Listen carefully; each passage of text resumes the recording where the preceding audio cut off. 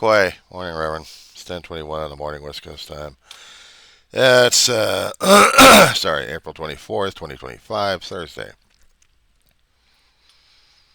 Yeah, I've been hearing about it. I've also been reading about some of the Trumplican crap dealing with our educational system changing and mutating it. How would you like corporal punishment brought back? Try this one. I think a while ago I talked to you about it, but if I didn't, we'll rehash. Reverend Ed, back in the days of the 1950s and 60s and all the 70s as well. Actually, a little bit longer Tom than that, I think. Excuse me 1 second. I'm scaring the crap out of my dog. So it happens if he gets stuff in the throat. Come on. Go off and whine. Teachers were allowed to beat the crap out of kids. If they weren't paying attention, if they weren't behaving, bop. Either they could do it or they'll have the principal with the wiffle bat or a wiffle paddle. You remember those things? Paddles with holes in them? My brother was telling me about that. Not to mention bats, plastic bats. And they do leave a mark on a butt.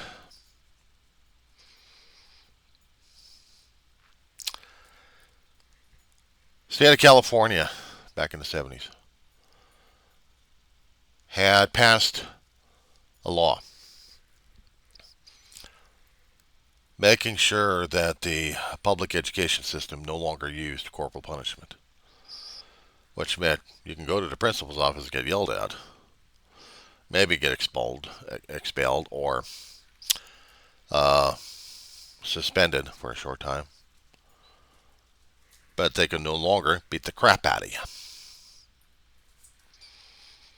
But that's what they did. One principal in an elementary school me and my brother had been to, I mean, we're 8 years apart. He was the older, I was the younger. And he had the principal over there still believing in corporal punishment. There was a fight that happened that my brother got involved with. So the principal didn't matter to him who started. He wanted to beat up on people, including kids. And that's what he did. But while my brother was waiting, he saw the paperwork from the state ordering the principal not to do this kind of thing.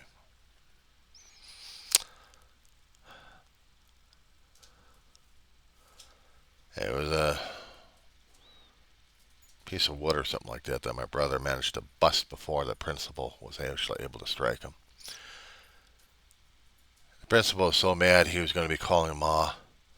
And my brother was quick enough to put the speaker button on so everybody could listen. Dave was telling him to Ma what was going on with the paperwork and what the principal was, and the principal was trying to tell him Ma what was going on. And she finally told him, "Go home. Grab your stuff and go home." Ma hung up the phone. The principal was livid. Dave went home. He got home. He heard the phone ring. Ma knew how long it took for my brother to get from the school to the apartment.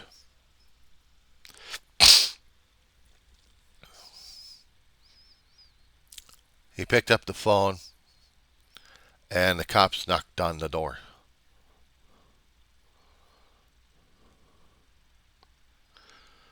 Well, Dave opened the door and said, with the phone, "It's for you." "What do you mean it's for us?" "My mom's on the phone for you. She was expecting you." They identified. She identified. They both had a nice, lovely conversation. Dave was home for a few days, suspension, while things get handled over to school. He came back to school, but the principal was very chaste. He was pissed. He was pissed. He couldn't be up on kids. ever again. If he did, he'd be facing expulsion himself and criminal charges. So he didn't. He stayed because then it was my turn to get over there in the elementary school. But I wasn't a troublemaker. I stayed out of trouble.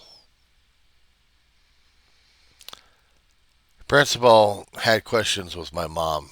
How can you raise these two boys? I mean, your older son, your eldest is the hellion, and he's the good boy, your youngest. I don't think I ever heard the answer to that one. But I can't stand dealing with people who are just trying to be controlling on any and all factors, including if they're going to be beating the hell out of people left and right. And I can't stand it when corporal punishment is being put back into schools by an executive order. If you'd like, I can give you the link to the White House to the order. But to me, it smells of the wiffleback coming back out of the retirement age. I'm going to be 16 next year. And I didn't believe I could see corporal punishment sneaking back in because we have these people who are just plain cruel.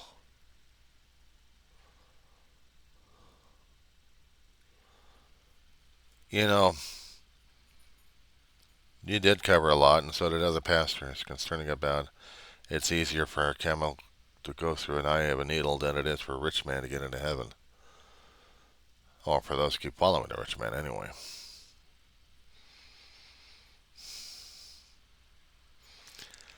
You know, I've got my own financial nightmare itself that I hope to God I can get this resolved. If they still want to do garnishments out of my Social Security, I don't care about that one, Reverend. I don't care. If it has to be done, it has to be done, and I'm okay with that. I'll have to live with it and adjust a lot of things I'm not going to like, but, I've got to.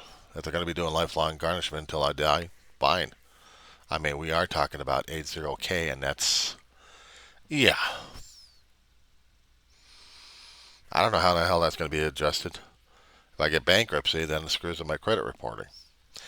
I won't have a place to go to after that, but I thought it's not too much. I can go thermonuclear on this one. I know I can. But who do I blame? I just have to continue to do this. And I don't know half the time, I don't know what the hell I'm doing anymore. But I'm not going to have anybody else screw around with my damn medical records.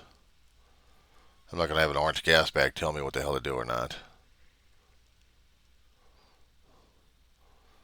One more positive recommendation if I can give you. I did talk to you a long time ago about Robert Harold Schuler, who did Hour of Power. Well, for decades since Dr. Senior had passed away, his son has been doing it for a long while now. He's on the tube. Robert, or Rob Schuler. SCHULLER. You can type out Hour of Power.